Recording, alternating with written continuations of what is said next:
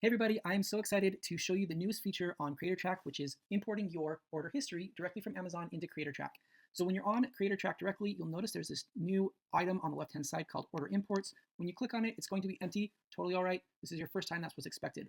Now, when you go to your Amazon account and you go to your order history, at the top, you are going to now see this button that says Send Orders to CreatorTrack.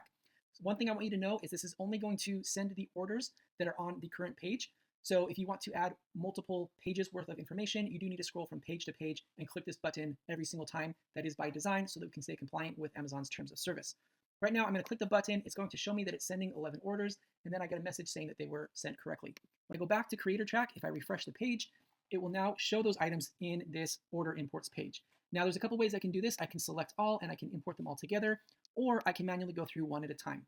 If I select an item, I can choose to add it to the waiting list, meaning that I've purchased it and I'm waiting for it to still come, but I haven't received it. Or I've purchased it and I've already received it, therefore I can send it to my to-do list so that I can film it at any time. Or thirdly, perhaps I've already received it and I've already completed the filming of this. Now I can just send it directly to completed. Right here is a business purchase. By default, it is checked. What that means is we are assuming that you purchase this for a business purpose to create and edit new products for your business. Many of you are buying and purchasing solely to grow your Amazon influencer business, and therefore you may want to get the product expensed for taxes or for whatever purposes you have. And so with this box being checked, that's going to automatically create an expense for you in the amount equal to how much you paid for this product. Now, if this is for a personal reason and you just also want to create a video for it, simply just uncheck the box just like that. In this case, I want to show you what it looks like when you do this as a business purchase.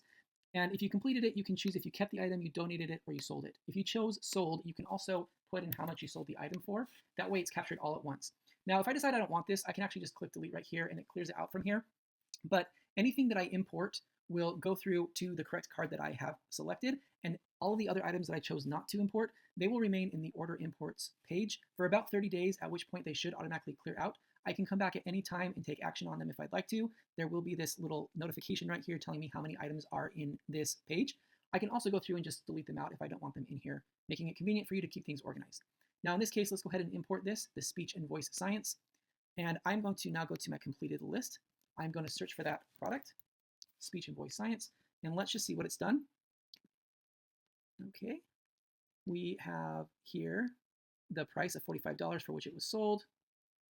And you can see this expense right here. It automatically applied it. I paid $44.11 online. Therefore, I was expensed for $44.11.